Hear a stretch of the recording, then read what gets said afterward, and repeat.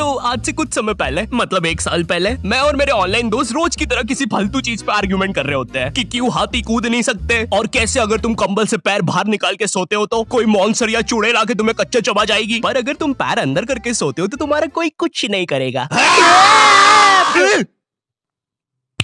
फिर पैर अंदर कर लिया। तू अगली बार मिल, बताता हूँ तुझे। चैन से सोएगा ना अब तू।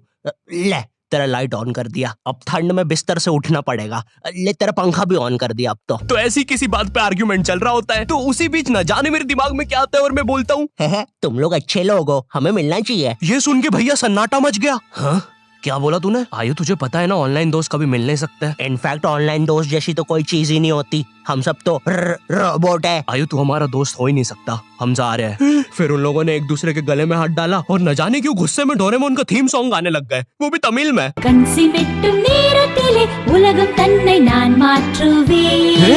क्या? अब नहीं, ऐसा कुछ नहीं हुआ था। सॉरी गाइस, कुछ महीनों से जिंदगी थोड़ी सही नहीं चल रही है, इसलिए ऐसे जोक्स आ जाते हैं कभी कभार। खैर सरप्राइजिंगली मेरे ऑनलाइन दोस्तों ने मेरी मिलने वाली बात को सीरियसली लिया और इसी तरह हमारी Mumbai to Goa trip plan होती है, जो कि दिसंबर में थी। तो अब फास्ट फॉरवर्ड करते हैं सीधा दिसंबर तक ट्रिप का टाइम। तो अब कुछ रीजन की वजह से मुझे मुंबई प्लेन की जगह ट्रेन से जाना पड़ता है। नहीं, मैं एयरपोर्ट पे फटाका लगाता हुआ नहीं पकड़ाया था, थे कुछ रीजंस, थी कि सच में थे। तो मैं रात में ट्रेन में बैठता हूँ और सुबह में मुंबई पहुंच जाता हूँ। अब जो मुंबई पहली बार आता है ना, वो ना अलग अलग चीजों को देख के चौंकता है, जैसे वड्डी वड्डी बिल्डिंग्स, वड्डे वड्डे सुपरस्टार्स। और इधर मैं जैसे ही मुंबई के स्टेशन पे उतरा, ओ बहन की एलिवेटर स्टेशन पे, वो भी भाई साहब इसको एस्केलेटर बोलते हैं। एलिवेटर मतलब आंखों पे भरोसा ही नहीं हो रहा है। मैंने मम्मी को फोटो खींच के भेजी, मम्मी एलिवेटर, वो भी स्टेशन पे। भाई साहब एस्केलेटर होता है। देखो ये हमारे स्टेशन पे नहीं होते हैं, हमें पूरा ब्रिज पैरों से चढ़ना पड़ता है। और मेरे गांव के ब्रिज पता है बादलों में होते हैं। वो ब्रिज को इतनी ऊपर होने की जरूरत भी नहीं है, उसको किसी इंजीनियर ने भी नहीं बनाया है। ये गाँव के लोगों ने मस्ती मस्ती में उसको इतनी ऊपर तक बना के आ गए हैं। अब वो स्टेशन का ब्रिज ना आउटर स्पेस तक पहुंच चुका है। साला कुली लेके भी जाओगे ना तो थोड़ा ऊपर जाके तुम्हारी कुली को भी कुली करना पड़ जाएगा।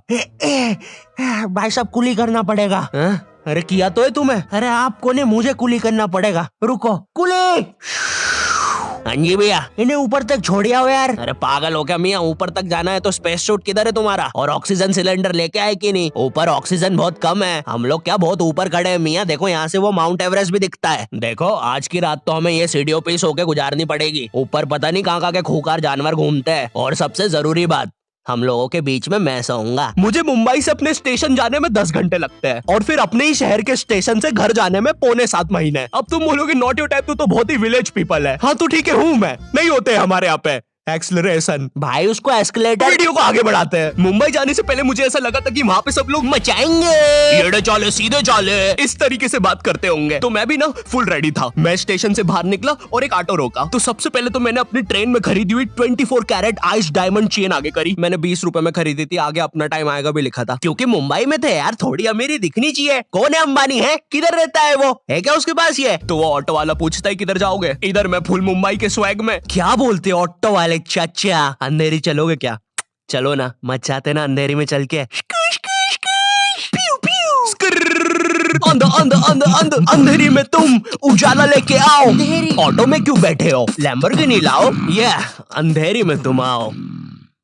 क्यों चाचा? अरे भाग मादर है, कड़कती धूप में मुजरा दिखा रहे मेरे को। अभी भी ज्यादा दूर नहीं गए, ऑटो से चीप सकता हूँ। हम लोग हमारी मुंबई के अपार्टमेंट आ जाते हैं, वहाँ पर थोड़ा सा रेस्ट करते हैं, क्योंकि स्टेशन से अपार्टमेंट तक तो हम भगते भगते आए थे। वो ऑटो वाला पीछे पड़ा था ना। क्यों पीछे पड़े हो हमारे? जाओ ना। नहीं मजाक कर रहा हूँ। 700 रुपए की टैक्सी करनी पड़ी थी अपार्टमेंट तक। 700 रुपए की। 700 रुपए पता भी है कितने होते हैं? 700 रुपए में पता है तुम मुंबई में क्या क्या कर सकते हो? तुम कर सकते हो 700 रुपए में तुम 700 रुपए में वापस उसी टैक्सी में बैठ के स्टेशन जा सकते हो। भाई साहब मैंने 750 कर लिया है रेट। कितनी महंगी है मुंबई। तो अब मैं और मेरा दोस्त डेस्क, हम लोग हमारे बाकी 2 दोस्त से पहले आ गए थे। तो अब हमारे पास कुछ करने के लिए नहीं था, तभी मुझे मेरी एक फीमेल फ्रेंड ने मॉल में मिलने बुला लिया। तो हम लोग जाते हैं मिलने, वापस 700 लगा के। ये मुंबई भी ना। तो मेरी दोस्त ने ना मुझे एक मूवी देखने बुलाया था, अवतार। मूवी में ज्यादा कुछ खास था नहीं, कुछ नीले लोग नंगे होके पानी में भाग रहे होते हैं रोबोट मशीन से बच के। ये मूवी मैंने 3D में देखी थी, ज्यादा कुछ चेंज नहीं हुआ। अब बस वो नंगे लोग मेरे साइड से निकल के भाग रहे थे। हम ये जंग जीत के रहेंगे। सर वो सब तो ठीक है, वो आदमी कौन है? अरे वो हमारी मूवी देख रहा है 3D में। उसे तो मजा ही आ जाएगा जब हम सब नंगे होकर उसके सामने से भागेंगे। मेरी बात सुनो सब लोग, हम लोग उसके बहुत पास से भागेंगे लेकिन उसे टच नहीं करेंगे। जिमी मैंने तो अपने हाथ भी गीले कर लिए सुसु से। जैसे ही मैं नंगा होकर उसके पास से भागूंगा अपने हाथ उस पे लपलपा दूंगा। चीटों से उसे लगेगा मूवी और रियल है। मेरी जिस फ्रेंड ने मुझे मॉल में बुलाया था उस दिन उसका बर्थडे था और मैं इधर बेशरम बेहया खाली हाथ गया था, बिल्कुल उस लेंडू बच्चे की तरह जो बर्थडे पार्टी में खाली हाथ आ जाता है। फ्री का नमकीन और केक दे दो बस उसे। तो ये बच्चा इधर मैं था। चीजें अभी इधर खत्म नहीं हुई है। उस बंदी ने फिर मुझे गिफ्ट दे दिया। चीजें अब सीरियस हो गई है। दुनिया का सबसे बड़ा क्राइम इधर, ठीक है इधर है, और फिर आता है किसी के बर्थडे पे उनसे ही गिफ्ट ले लेना इधर। पहले तो मुझे समझ में नहीं आया कि ये बंदी मुझे टॉन्ट मार रही है कि सच में गिफ्ट दे रही है। मुझे उस समय इतनी ज्यादा शर्म की अनुभूति और आभास हो रहा था, मेरा मन कर रहा था उठ के भाग जाऊं वहां से।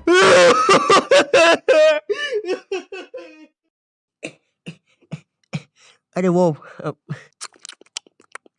वो बाहर बहुत गर्मी है ना, इसलिए मैंने सोचा स्प्राइट पी लूं आके। और पेरी पेरी फ्राइज भी मेरे फेवरेट है। देखो अगर उस टाइम में चाहता तो अपने पीछे वाले जेब से बटवा निकाल के एक 50 का करारा नोट और 1 रुपया लगा के बड्डा लिफाफा बना के उसे दे देता, लेकिन मैं कोई 80 साल का दादाजी नहीं हूँ और वो भी मेरी पोती नहीं है, तो अब मैं कुछ कर नहीं सकता था। इसलिए मैंने बेशर्मों की तरह उसका गिफ्ट ले लिया और कमियां भी निकाल रहा हूँ। घड़ी तो अच्छी लाई हो तुम, लेकिन फास्ट ट्रैक की लाती तो अच्छी है घड़ी।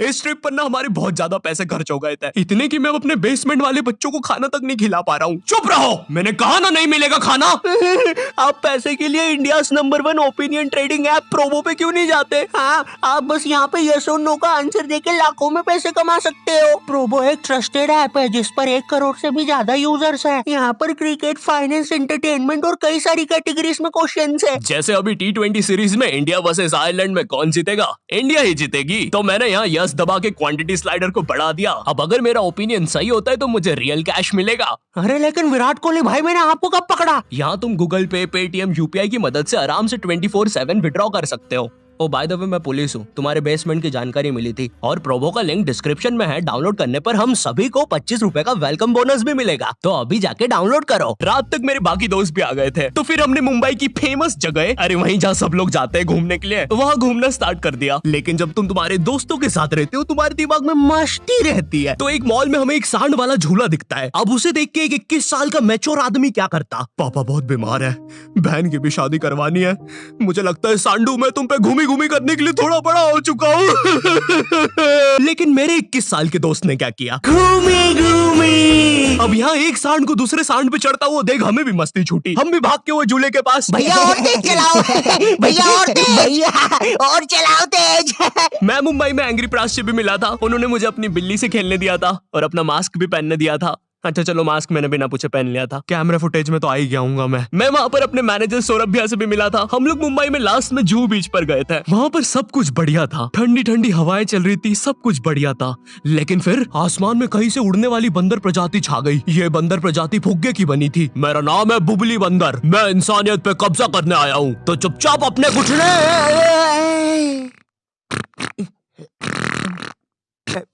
है दोस्त, क्या तुम प्लीज मेरी बुंड में हवा भर सकते हो? मुझे तुम्हारी दुनिया पे कब्जा करना है प्लीज। मुझे कोई दिक्कत नहीं है। कमलेश, कमलेश। हाँ मैंने सुन लिया था पहली बार में। कमलेश मैं जानती हूँ हम दोनों ज्यादा क्लोज नहीं है, लेकिन इसका मतलब ये नहीं तुम एक बंदर के साथ संबंध बना लोगे। मैं जा रही हूँ। कमलेश जाने दो उसे, मैं तुम्हें उससे भी ज्यादा चीजें दे सकता हूँ। मुंबई के बाद हम लोग निकलते हैं गोवा के लिए। गोवा काफी चिल जगह थी। मैं वहाँ पर काला भी हो गया था दिन भर बीच पर धूप में भटकने के कारण। सच में वहाँ पर धूप तो बहुत ही ज्यादा थी, मतलब इतनी ज्यादा कि जमीन के अंदर से लोग बाहर आ रहे थे या अंदर जा रहे थे। कोई मुझे बताएगा ये क्या हो रहा है यहाँ पे? गोवा में तुम ऐसे बीच पे राइड्स वगैरह कर सकते हो, जैसे जेट स्की। इसमें ना तुम्हें आगे टंकी पे बिठा लेंगे बच्चे की तरह और पानी का एक चक्कर काट के वापस ले आएंगे। ये चलो ना। अरे हो गया भैया, अरे हम तो किनारे से ही वापस आ गए। इसके बाद आती है कुछ जानलेवा राइड्स, डेंजर राइड, जिसमें तुम्हें बोट से समुद्र के बीचों बीच ले जाएंगे और पतंगा बना के उड़ा देंगे। एक और चीज रहती है, जब तुम समुद्र के बीचों बीच पहुंचते हो ना, तो वो बोट वाला तुमसे पूछता है कि तुम्हें पानी में जाना है क्या। तो अब यहाँ पे जिसको तैरना नहीं आता है वो तो कुछ नहीं बोलेगा, लेकिन उस समय मेरे दिमाग में पता नहीं क्या चल रहा था कि मुझे पूरे गोवा के एक्सपीरियंस लेने हैं। मुझे तैरना नहीं आता है, मैं उतर गया समुद्र में। शुरुआत के 3.25 सेकंड तो कुछ भी नहीं हुआ, फिर पानी मुझे नीचे खींचने लगता है। ये तो कुछ भी नहीं, अब मैं बोट से भी दूर जा रहा हूँ धीरे धीरे। भैया भैया भैया भैया घंटा नहीं सुन रहा मेरी बात, मेरी इधर फटी पड़ी है, मैं कुछ भी चिल्ला रहा हूँ पानी में। भैया बीमारी है मुझे, ले लो ऊपर भैया, मैं माँ बनने वाला हूँ, ऊपर लो। उस समय कोई दूर से शार्क वार्क भी देख रहा होता ना तो उसे भी दया आ जाती। ओए बच्चे को क्यों परेशान कर रहे हो बे? चलो ऊपर लो इसको, खा लूंगा वरना इसे। चलो बेटा ऊपर चढ़ो तो। हाँ चलो चलो। जैसे तैसे वो बोट वाले ने मेरे को ऊपर लिया। अरे भैया क्या बच्चे ऐसे चिल्ला रहे थे? स्विमिंग सिखा रहे थे तुमको? अच्छा समुंदर में वो भी? तेरे को ड्राइविंग सिखाने का बोलता तो तू तो रॉकेट में बिठा देता मेरे को, पागल। सबने ना मेरा बहुत मजाक उड़ाया कि पानी में गया बच्चों जैसा रो रहा था, लेकिन वो कहते हैं ना सबका टाइम आता है। हम लोग ना उसके बाद एक बनाना राइड पे जाते हैं जिसपे तुम्हें एक बनाना शेप चीज पे बिठाते हैं और उसे नाव से खींचते हैं और बीच समुद्र में ले जाके फेंक देते हैं। तुम्हें पहले नहीं बताएंगे कि तुम्हें फेंकने वाले हैं। उसने हम सबको लेके गया और फेंक दिया। अब सब मुझसे भी गंदे रो रहे हैं पानी में। भैया हम मर गए। पीछे लाइफ गार्ड आ रहा है। और भैया इतनी दूर जाओगे तो सच में मर जाओगे। मेरे पास क्लिप पड़ी इधर सबकी रोते हुए, मैं लगा दूंगा। मैं तो करना अरे कुछ नहीं होता, नहीं करना, मैं मरना क्या? चुप रहो। नहीं करना भाई। पर खैर कुछ भी बोलो, ये ट्रिप मेरे लिए one of the best trip थी अपने दोस्तों के साथ। आई होप तुम्हें ये वीडियो पसंद आई होगी, और अगर नहीं भी आती है तो बस इतना सा रुक जाओ, ठीक है? बस इतना सा। मैं एक बहुत ही प्यारी चीज पर काम कर रहा हूँ, ठीक है? बस वो आ ही गई, ये यहीं पे ये बस आ गई। और अगर तुम्हारे पास भी किसी चीज का ओपिनियन है तो अभी प्रोबो डाउनलोड करो, तुम्हें वेलकम बोनस में 25 रुपए में मिल जाएंगे। पर खैर इस वीडियो को लाइक करना मत भूलना, एम करते 8 लाख लाइक्स के लिए, ठीक है? मुझे पता है तुम कर सकते हो, ठीक है? अभी करो। एंड चैनल पे नए हो तो सब्सक्राइब कर देना। मैं मिलता हूँ तुमसे नेक्स्ट वीडियो में जो कि बहुत जल्दी आने वाली है। तब तक के लिए बाय।